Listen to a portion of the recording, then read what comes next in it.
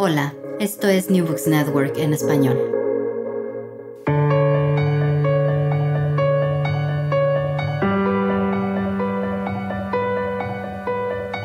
Todo comenzó ayer. Un podcast de la Asociación Española de Historia Económica.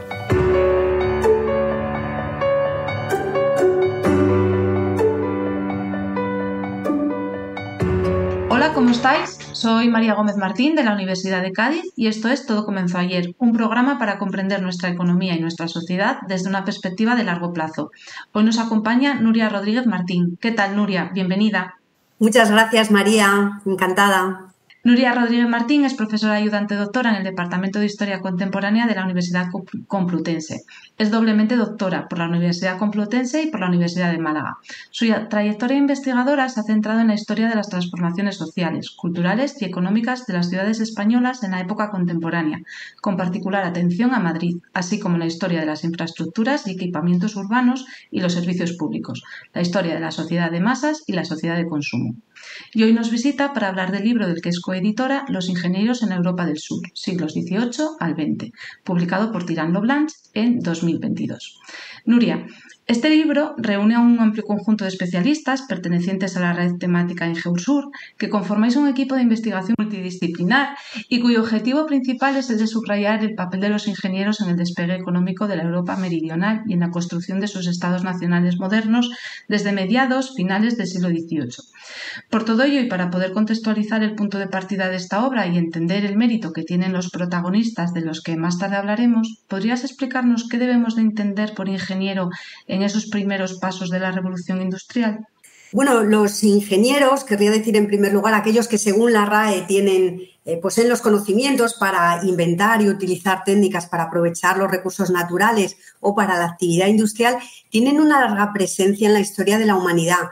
Pero es en la época contemporánea, como bien dices, particularmente en el siglo XIX, cuando estos profesionales van a adquirir un protagonismo y una relevancia inmensos en el contexto de la industrialización. No obstante, el libro del que tratamos se inicia, como bien decías, con un capítulo que nos sitúa en la España del siglo XVIII, dando relevancia a los ingenieros militares, la importancia que tuvieron para la monarquía española y que nos recuerda además ese capítulo que el siglo XVIII fue el gran siglo de la profesionalización de los ingenieros y del inicio de su división en ramas especializadas en nuestro país con la separación entre ingenieros militares y civiles. Una de las cuestiones transversales que revela la lectura del texto es precisamente la importancia que adquiere la transmisión de conocimiento tecnológico y las diferentes fórmulas, herramientas, mecanismos que se usan en esa difusión. ¿Nos podrías hablar un poco de cuáles son las más comunes? Bueno, en cuanto a los canales de transmisión de conocimiento, la verdad que era una de las cuestiones que más nos interesaba al plantear el libro y al contactar con los autores que participan en él, porque queríamos dar respuesta con la obra a dos grandes cuestiones sobre las que pivota el libro. Por una parte, el tema que ya citaba, ¿no? Del que tú hablabas, María, cómo contribuyeron los ingenieros a la modernización de las sociedades en los países de la Europa del Sur, y la segunda cuestión sería precisamente tratar de explicar cómo lo hicieron superando las barreras nacionales, porque si algo caracterizó a este grupo de profesionales fue su movilidad geográfica y la cooperación transnacional que se plasmó, por ejemplo, en la creación de asociaciones técnicas o de revistas pensadas para servir a sus intereses, por ejemplo, las asociaciones de ingenieros industriales. En este sentido, puedo destacar, por ejemplo, el capítulo que firma Ana Cardoso, que estudia la implantación de la red ferroviaria en Portugal, pero que lo que nos muestra son las transferencias de conocimiento al analizar la formación de ingenieros portugueses en instituciones francesas. O también, por ejemplo, el capítulo de Alberto Martínez y Jesús Mirás, que analizan dos instituciones concretas, un centro de estudios y una sociedad técnica, y nos explican cómo se formaban las redes de colaboración e intercambio de ideas entre este grupo profesional, entre los ingenieros. Precisamente, ahora nos estabas mencionando el tema del ferrocarril, que además me llamó mucho la atención, esas conexiones Portugal-Francia. Está claro que la construcción de la red ferroviaria precisamente es uno de esos canales o de esas principales vías de transferencia. Por eso el ferrocarril es uno de los grandes protagonistas de vuestro libro. Precisamente mientras lo leía, había una especie de idea recurrente que quizás nunca la había visto o nunca la había pensado de una forma tan clara, que me lleva a preguntarte hasta qué punto el ferrocarril podemos considerar que es la gran obra de ingeniería de la edad contemporánea. Pues yo creo que, si no la gran obra, una de las principales. Sí. La verdad que el ferrocarril, la construcción de la red ferroviaria en Europa, en este caso en la Europa del Sur, nosotros hablamos de Portugal, de España, de Italia y de Francia, jugó un papel primordial en la difusión de conocimientos en el campo de la ingeniería, también en el movimiento de capitales, también en el movimiento del capital humano, de los propios ingenieros. El ferrocarril sirvió para crear una red de colaboración entre ingenieros y otros técnicos, entre inversores, entre asesores, políticos. Francia jugó un papel destacadísimo. En el caso de España sabemos que es fundamental, ¿no?, a través del capital financiero y humano, pero también hay un capítulo muy interesante que firma la profesora Darina Martikanova, que demuestra cómo en el caso de los ingenieros la formación y la procedencia de los que intervinieron en la construcción del ferrocarril en la Europa meridional fue global, en realidad, que había ingenieros de procedencia griega, húngara, otomana, italiana. Y como gran obra de ingeniería, además, el ferrocarril supone un desafío enorme que está muy bien ilustrado, a mi modo de ver, en el libro por el capítulo que firma Carlos Larrinaga, que estudia los proyectos para construir el ferrocarril entre Francia y España a través de los Pirineos. Había que enfrentarse a la orografía más complicada, ¿no?, superar la barrera montañosa, y es unos proyectos en los que colaboran ingenieros de caminos españoles y franceses. Sí, para mí fue muy claro ese capítulo también, fue donde vi con más claridad esa idea de gran obra de ingeniería. Hablando de infraestructuras, acabas de mencionar también el capítulo dedicado al sector gasístico, y quería preguntarte también por este sector vital en la modernización del Estado junto con el sector eléctrico, y sobre todo por la importancia que tienen esos ingenieros, no solo por los conocimientos que tienen, que importan, sino también por la implicación que tienen ellos mismos a la hora de difundir estos dos sectores. Sí, la verdad que los ingenieros, como no podía ser de otra manera, juegan un papel muy destacado en la construcción de la industria del gas desde inicios del siglo XIX, también en la industria de la electricidad, pero lo interesante es que no solo lo hicieron como técnicos, a veces también como empresarios. Y en este sentido está claro que, daban prioridad a las labores de difusión de los avances técnicos. La relevancia que tuvo la industria del gas, primero desde sus inicios, como digo, a principios del XIX, en la modernización económica y social es innegable. Y en el caso de España, pero también en general en Europa, destacamos en el libro y se analiza bien el papel que jugó Francia y los ingenieros franceses en el desarrollo de esta actividad en el sur de Europa. Se muestra muy bien esto en el capítulo que firman Mercedes Fernández, Israel Medina y Antonio Pinto, que analizan los vínculos de ingenieros y empresarios del gas entre Francia y España y cómo estos ingenieros, a veces en su doble papel de ingenieros y empresarios, se desplazan por distintos países promocionando o destacando los avances técnicos y la importancia, ¿no?, de desarrollarlos en los distintos países que visitaban y en los que tenían interés. Otro de los capítulos que llama mucho la atención es precisamente el que tú firmas y que trata sobre el saneamiento urbano, una cuestión vital para el desarrollo de las ciudades modernas y sobre todo para la buena convivencia. Y en este sentido me gustaría que nos explicaras un poco a qué problemas se enfrentaba una ciudad del tamaño y de la relevancia de Madrid a principios del siglo XX y cuáles fueron las soluciones que se plantearon y el porqué de esa toma de decisiones. Pues, como bien decías, durante el siglo XIX, sobre todo en la segunda mitad del siglo XIX, todas las grandes ciudades occidentales van acometiendo reformas para mejorar las condiciones de salubridad, porque el crecimiento urbano y la industrialización las estaba llevando casi al borde del colapso.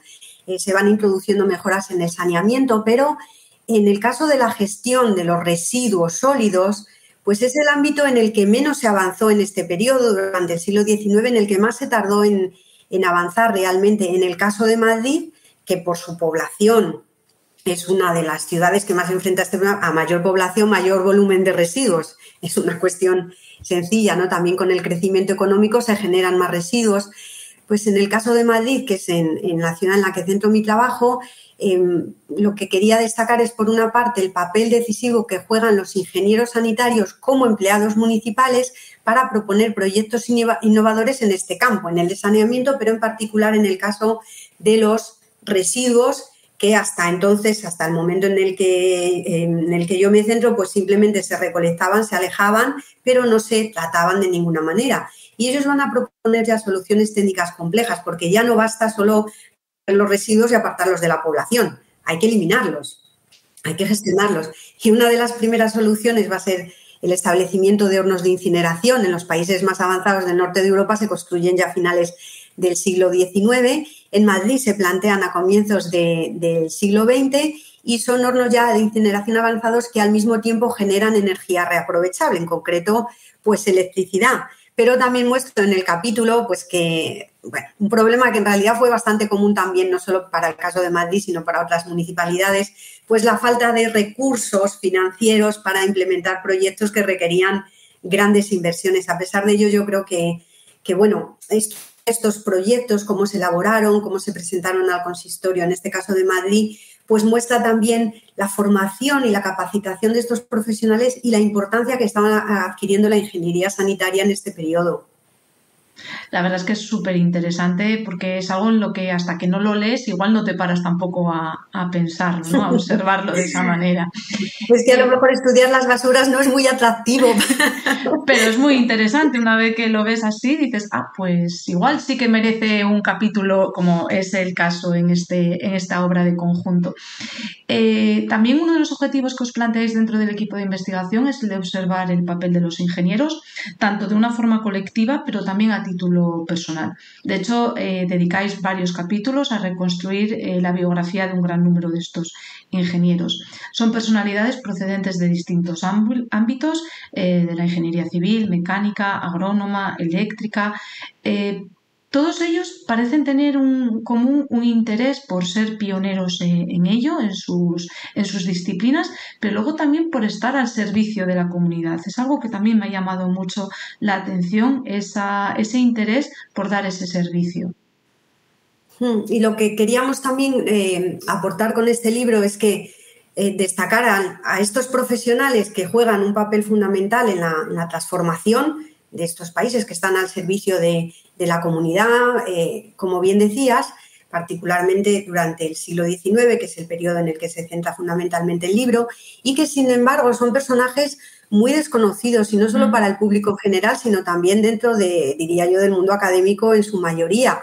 Es muy raro, por ejemplo, en las facultades de Historia, que los estudiantes lleguen a conocer alguna figura relevante en este campo, y como pone de relieve el libro a lo largo de distintos capítulos, la construcción del Estado liberal durante el siglo XIX en España, en Portugal, en Italia, no puede entenderse en su complejidad sin estudiar, por ejemplo, la construcción de las redes ferroviarias que articularon el territorio. Y fue obra de los ingenieros, aunque sean los políticos en quienes centramos la atención. Y en el libro creo que hay aportaciones muy, muy destacadas, centradas en figuras realmente excepcionales y destacadas. Por ejemplo, el capítulo dedicado a Leonardo Torres Quevedo, al que sus autores, Francisco González y Daniel González, definen como el ingeniero total. Otro también dedicado a Pablo de Alzola y Minondo, ingeniero y autor del proyecto de Ensanche de Bilbao. O también el ingeniero Isidro Rodríguez Zarracina, que era ingeniero, pero también empresario innovador o emprendedor, diríamos hoy, ¿no? En 1925 funda la Sociedad Española del Carburador IRZ y patentó en más de 12 países este nuevo sistema de carburador para motores que inventó. La verdad es que son unas biografías súper interesantes. Nuria, ¿hasta qué punto en esta época, por lo que hemos hablado hasta ahora, es entonces un mundo solo de varones? Pues en esta época es un mundo de varones, como diría la canción de James Brown, It is a men's world. It is a men's world.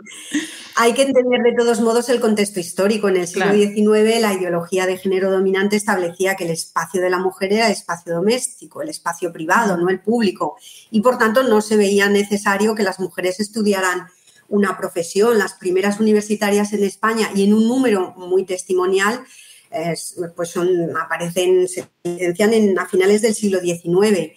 No es hasta 1910 cuando se aprueba la Real Orden que autorizó a las mujeres a matricularse en enseñanzas oficiales, bueno, oficiales o no oficiales, sin necesidad de autorización previa por la autoridad.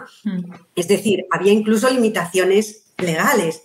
Y en el caso de las carreras de ingenierías, bueno, la pionera fue Pilar Careaga, que ya en 1929 se convierte en la primera ingeniera industrial en España, aunque nunca ejerció la profesión. Y tenemos que esperar ya los años 60 del siglo XX para encontrarnos a otras mujeres ya matriculadas en escuelas de ingeniería. Y afortunadamente hoy el panorama es completamente distinto, sobre todo en nuestro país, de lo cual tenemos que estar orgullosos y felicitarnos, ¿no? Efectivamente. Ya por último, en el título del libro y de vuestro proyecto está muy claro que el espacio que trabajáis es esa Europa del Mediterráneo. Le dedicáis capítulos a España, Italia, Francia, Portugal. Hay ese primer capítulo que mencionabas antes también da un salto a Argelia. En este sentido, ¿podéis concluir si hay una gran distancia con respecto a lo que está ocurriendo por estas mismas fechas en el resto de Europa, o es una narrativa que está construida y que ha llegado el momento de revisar? Bueno, revisar siempre con limitaciones, podríamos decir, porque hay cierta distancia, una distancia que es innegable entre la Europa del Norte y la Europa del Sur en cuanto al progreso industrial. Es innegable, ¿no? La propia cronología pues lo hace evidente. Hay cierto retraso y ciertas peculiaridades en el progreso industrial, en la modernización social en los países del sur de Europa. En un país como España no hay duda de las dificultades y del retraso con el que se desarrolló lo que conocimos como primera revolución industrial. En el libro atendemos, como íbamos comentando, a dos de los sectores más importantes para el despegue industrial en España, los ferrocarriles y la industria gasista. Y ambos van a establecerse con dificultades y también con bastantes retrasos si lo comparamos con los países líderes del desarrollo industrial, pues Gran Bretaña o Bélgica.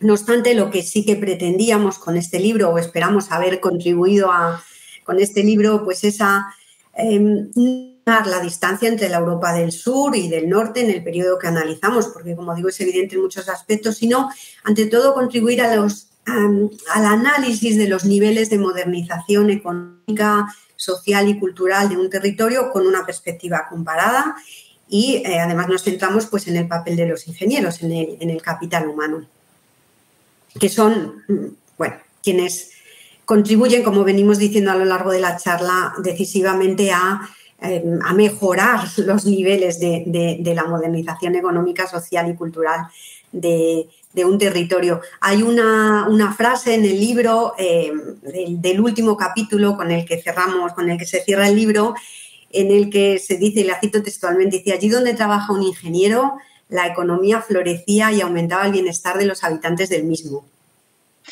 Con esta cita ya no podemos añadir nada más. Entonces, Nuria, vamos ahora a iniciar ese cuestionario imposible. El cuestionario imposible.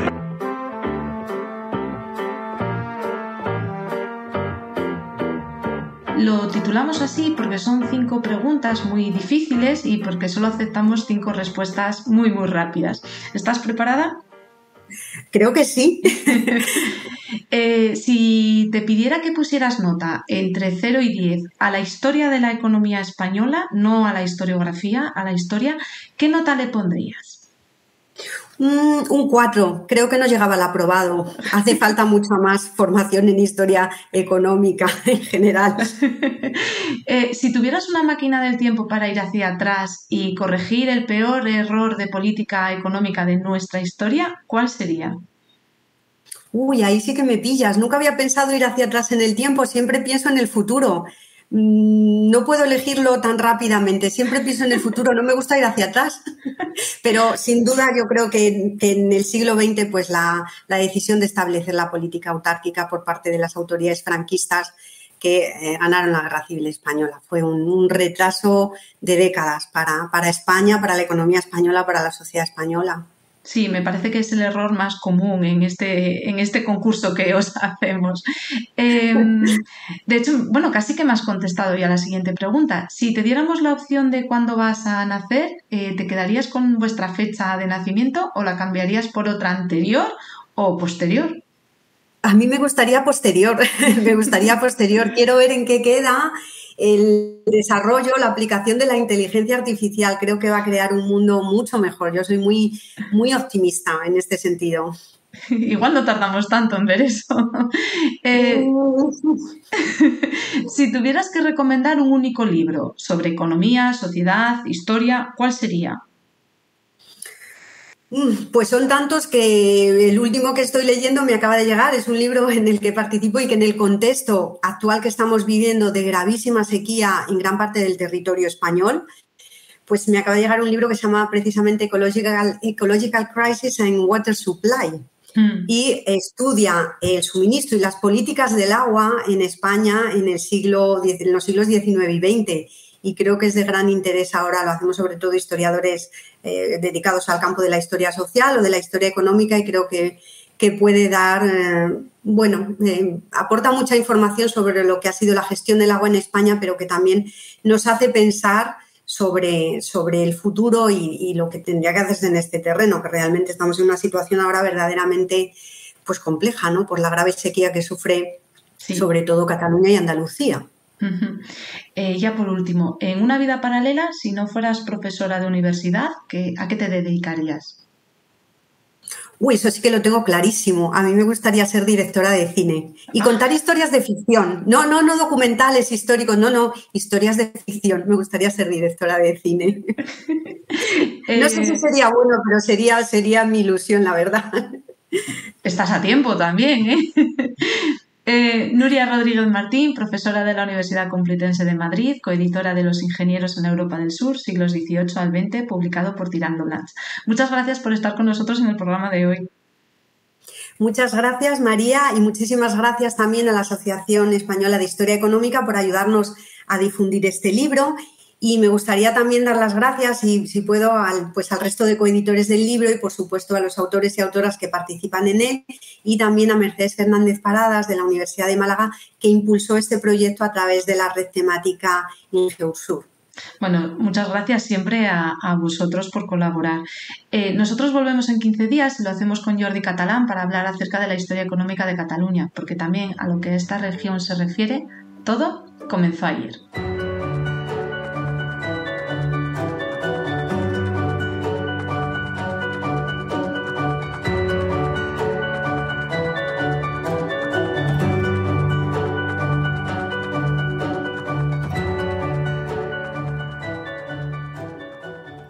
Gracias por escuchar New Books Network en español.